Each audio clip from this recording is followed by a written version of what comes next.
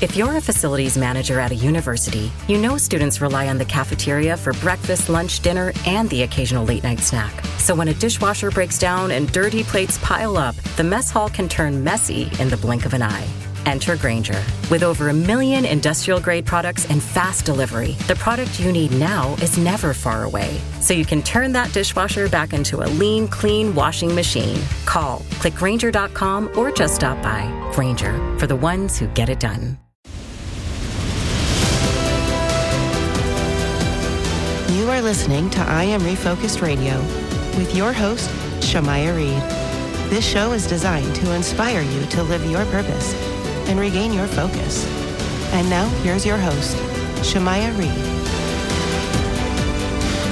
Hey, welcome to I Am Refocused Radio. Once again, we are here today, and just like any other time, we have a special guest today. Today, man, we have a true honor talking to the CEO of BooxKeeping. And BooxKeeping is something that you might want to learn about because it provides franchisees with a turnkey solution to start a bookkeeping business.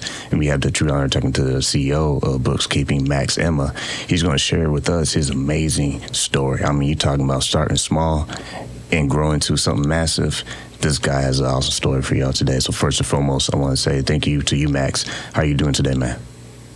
I'm good, Shamaya. It's great to be here. Thank you for the opportunity. Well, I appreciate your time, spending some time with us. I know you're super busy. You're helping a lot of people, and you also are a mentor as well. So for our audience, kind of start with the backstory. What prompted you to say, you know what, I want to start this BooxKeeping as a resource for people to find solutions? Actually, it was a loss of business, the prior business that led me to opening BooxKeeping with my co-founder. So I have a finance degree and my co-founder had an accounting degree, and both of us, we owned a landscaping company, and it was growing really, really fast. And we grew it from 3 employees to 96 employees. We're very successful. But because we're growing that quickly, we did not pay attention to the financials, which was a shame for 2 finance people, and accounting people, not looking at that because we're just busy, hiring and buying equipment. And so 2008, 2009 happened, and people stopped building tract homes, and that was 90% of our business. And at some point, we ended up with 1 acre of land with a bunch of cranes, equipment, cars, and anything you need to run, landscaping with 96 employees. So we had all that and no new jobs. So we didn't have a choice but have a personal bankruptcy because we had to personally guarantee a lot of the stuff, and of course business bankruptcy. So the last thing we did, we paid every employee, and then that was the end. And we were just saying, hey, it would be nice if we had a good bookkeeper who would be doing our job and would run the financials for us. And that was just the first idea. But we opened a different business. We were more successful, sold it. And then at some point we came back to the idea of BooxKeeping, and we started a small bookkeeping company. And my co-founder was my wife at the time. So we're still partnering. We're not longer married, but we're still, in business together. So there is the other side of divorce. So it's not necessarily bad as happens in a lot of cases. So it's very good for us. We have 2 beautiful kids, and but nevertheless, when we started the business, it was literally me doing the sales and her doing the bookkeeping from the garage. And then the rest is the history. We hired the first employee, started growing the business, and at some point we made a franchise out of it. And BooxKeeping is now a franchise, and we are selling these franchises all over the United States. With the business model that you both have been able to develop, like you said, it wasn't easy. Most of the best businesses in the world, they have some dark times, and it's the ability to get through those times and learn from those periods. When you look back and you look at the learning curve, what helped you to enable a proven system that is giving a solution to a lot of people? Was some of the things that you learned from the failure of previous times that has allowed you to use that as opportunity to supercharge the opportunity you have right now with BooxKeeping?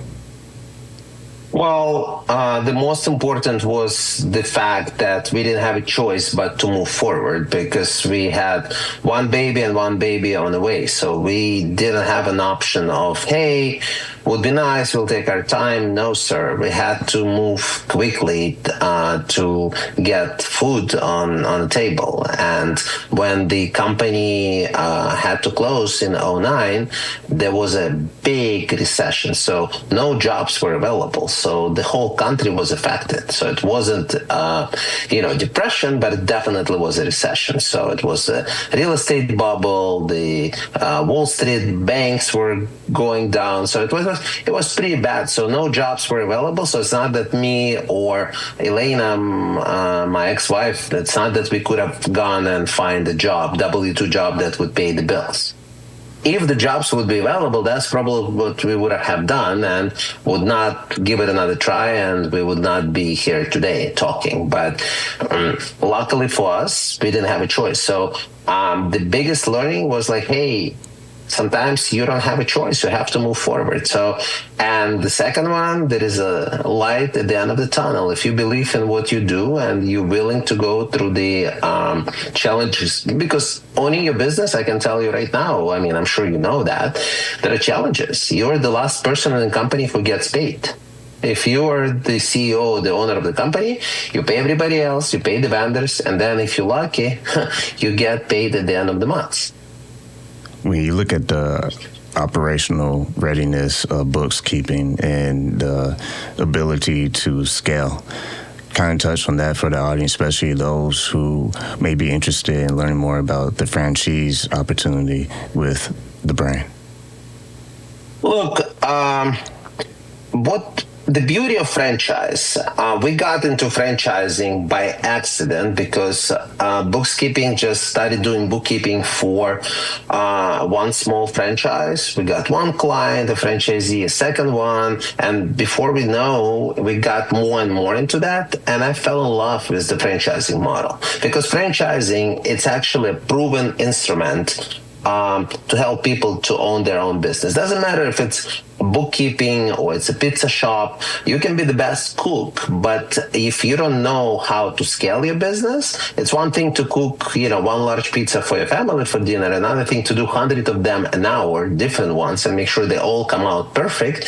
And you know what ingredients to buy, what to put, how to manage all the employees, and that's what franchising is doing. So that's why now BooxKeeping is actually a preferred bookkeeping provider for over 100 franchise brands in the United States. And that led us to decide to franchise the bookkeeping concept. So now the two businesses that I'm a CEO of is one, we do bookkeeping for franchises. Another one, we actually, bookkeeping franchise. Once again, you're listening to Refocused Radio, talking to our special guest, Max, Emma CEO of BooxKeeping. Go to his website, BooxKeeping.com. When you look at how BooxKeeping, it provides not only some kind of benefit, but some amazing benefits, including IT support, marketing, and also CPA. What are some of the things that you can discuss? So we do not provide CPA services, but we do provide unlimited communication with client CPAs. We do not offer any tax services, and that's actually done strategically because people asking me, hey, how come you're not offering it? You're leaving a lot of money on the table.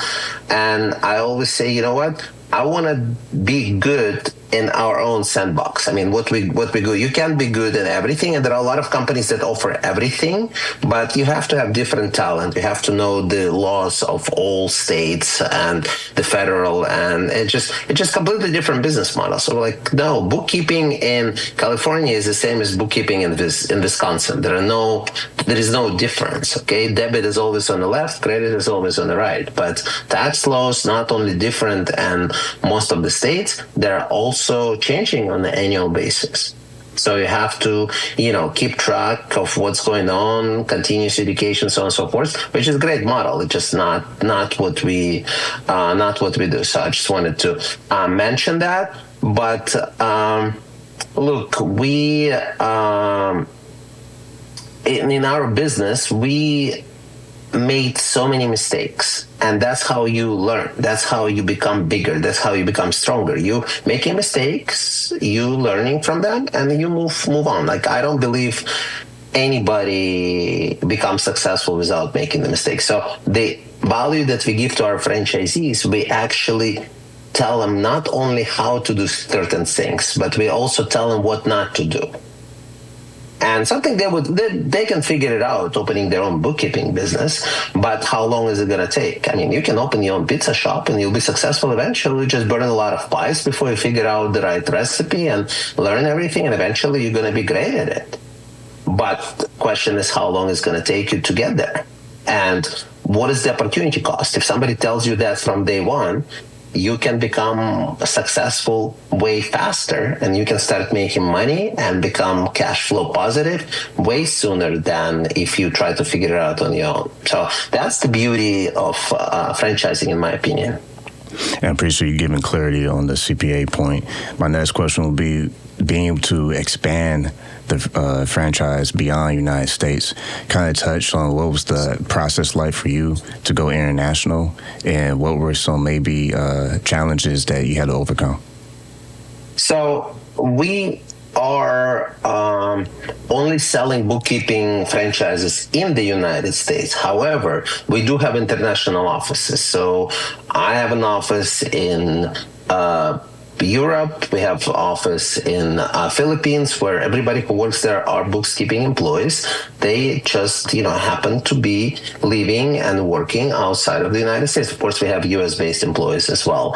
And then also we do offer franchises to people who come into the United States, because bookkeeping is eligible for E2 visa, which, lets people to come legally in the US without the minimum investment. And it's not like L1 where you need to have, or P1, whatever the name of this visa, where you need to have $1 million. There is no minimum on this one. So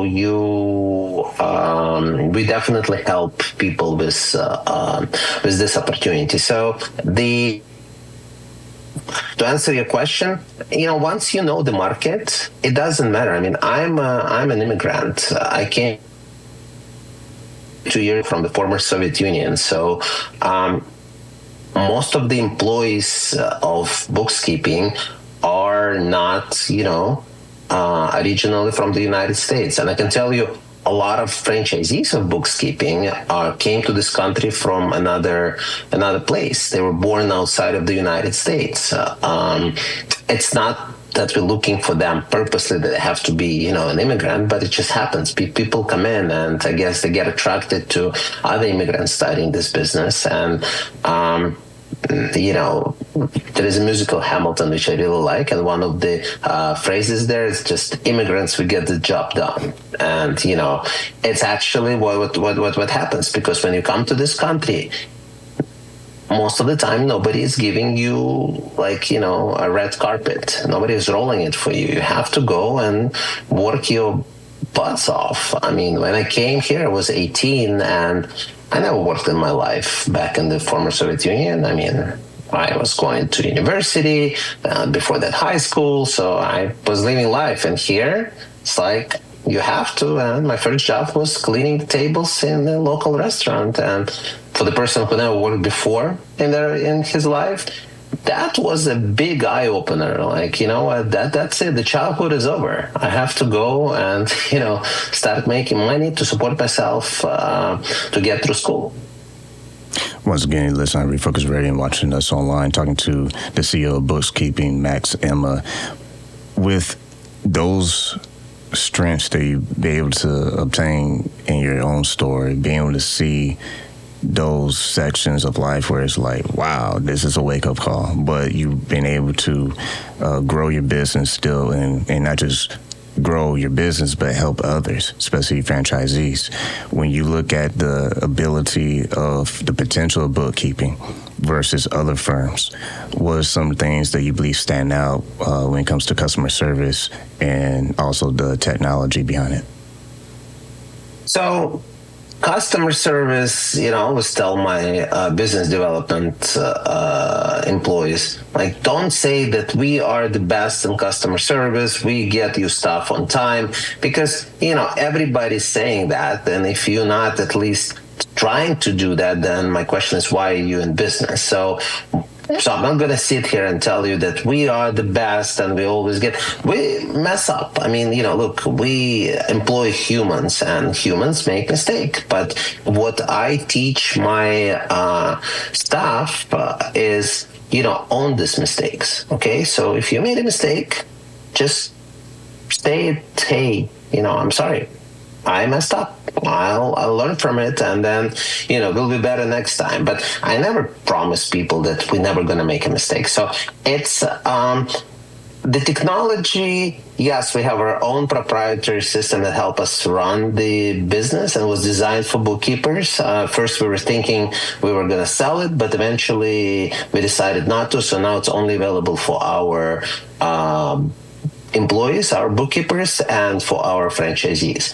But what we do is, technology making the bookkeeping process way faster. What took 4 or 5 hours, let's say, 4 or 5 years ago, now might take an hour, hour and a half. So I understand that. We embrace it. And so now we are able to keep prices relatively low, because now we can do 3 clients at a time that it was taking us before doing, 1 client at a time. And for example, QuickBooks Online, that is, let's say 90+% of small business in the United States using QuickBooks Online. They're doing a great job by using technology and AI, making stuff faster. We are building our own robot right now that is like built on top of QuickBooks Online to optimize some of the processes, but which helps us. But what we are doing, we're passing the savings to our customers by charging them less. When you work with your employees and just work with people inside the business, we always hear on podcast shows, TV shows, what have you, coaching, the word delegation. How has delegating for you helped not just your business running smoother, but also entrusting some of the people in your organization to not just deliver, but have the capacity to do it as in a self-starter? Look, I was a micromanager all my life. That was one of the biggest problems I had to work on myself. It just stopped micromanaging, start trusting people and delegating. So to be honest with you, if I would have started doing it sooner, I would be probably, and the company would be further along now. But I'm not going to get myself into starting thinking that, what I could have, should have. That doesn't matter at this point. I learned and I appreciate it. So I can tell you that finally I hired an executive assistant maybe 2 or 3 years ago and found out that 80% of the stuff that I was doing was admin that can be done more successfully by somebody else, which opened up for me to start doing other stuff like sell franchises, coach franchisees and, opening new businesses. So delegation, I attribute, majority of the growth of the company to delegating some stuff. And then this is the process that, in my opinion, you have to do all the time. You have to evaluate what you work on and see how can you get rid of 80% of what you do and concentrate on 20. And then do it again. Don't stop. Do it again. Do it again. I mean, and at some point you'll be doing maybe one thing, but do it so good that will bring value to your company. And again, for me, what happened, it just opened some free time, and now there is a third part of the business that actually we do. I own a franchise brokerage. So if somebody is not a good match for a BooxKeeping franchise, because look, let's be honest, the accounting business is not for everyone. If you hate numbers, even though you can hire employees, and you should hire employees to do the work. And bookkeeping helps you to find employees who will be actually doing the bookkeeping. But you still have to like what you do. You can't be absolutely like, well, I hate numbers, but I'm going to buy bookkeeping franchise. So if I see that, I'm like, well, don't buy bookkeeping, but let me help you to choose over 600 different franchises. Find something that you're passionate about, something that, you can become successful, and you're actually going to be enjoying going to work every day. And the beautiful part is that these services are absolutely free. I only get paid if somebody buys the business. The franchisor pays us commission. Okay, so if somebody ends up buying whatever it is, from pizza to insurance agency to marketing company, 600 plus, and painting company, plumbing, again, free of charge, I'll explain and sit down and help people to choose what they're looking for. But if I wouldn't start, that's back to your question. If I wouldn't start delegating, I would not have even time to think about opening another business. Once again, listen on Refocused Radio and watching us online, talking to the CEO of BooxKeeping, Max Emma. Go to his website, BooxKeeping.com. People understand that in order to be successful, one, you have to choose that you want to be. No one's going to live your life for you. You have to choose to get up every day and just apply yourself. It sounds easy. Obviously, it's not easy, but the point is that if you stay with it, then some amazing things can happen. With your personal experience as an employer and also being your own boss, our listeners and viewers, the core of it is 25 years of age in their low 30s. When you look at the younger people of the next CEO, the next person be the boss for themselves, based on all the things you've been able to learn, what's some good principles that they can hold on to when they start to explore building their own brand and business? Well, one thing would be start sooner. Nobody says that you have to wait till you're 50 to start your business, and I'm 50. That's why I can say this age. You can put any number into that, but start sooner. I've seen some successful 18 years old who's starting their business, and actually, yes, they're going to learn, they're going to make mistakes, but they're going to make these mistakes way earlier. Okay, and then so that gives them better return on their investment. It's like they say, if you want to invest into a retirement fund, start when you are 18 or 20, and then versus starting even at the age of 40, it'll be completely different amounts in your account. So it's so that's my advice. Number one, start sooner. There are a lot of opportunities available, whether you open your own business or go into family business that you can grow, or buy a franchise. And not necessarily bookkeeping franchise. Any franchise, because the franchise will train you how to become successful. A lot of it is hard work. You're not going to find a franchise that will do all the work for you. You're just going to be getting a paycheck at the end of the month. If such business exists, please let me know. I'll go buy 3 of them today. But it's not available. You have to work hard. But that's the beauty of it. It's like when you work hard and there are other people alongside with you who are in the same process, so you can ask their advice. You also have a franchisor to consult. That's beauty of owning your own business and being in a franchising business. So I start earlier, and second,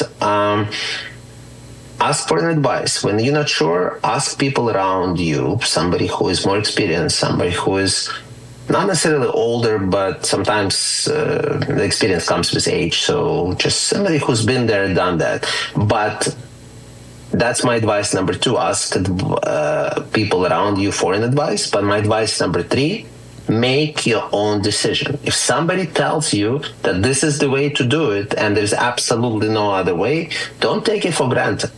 because they might not know, they might not see the world from your eyes, and maybe, you can miss this opportunity. Like I always remember when me and Elena came up with the name BooxKeeping, we were specifically told by an attorney that, hey, you're not going to get this trademark because no way that the government will allow you to trademark the word BooxKeeping because you're only changing one letter.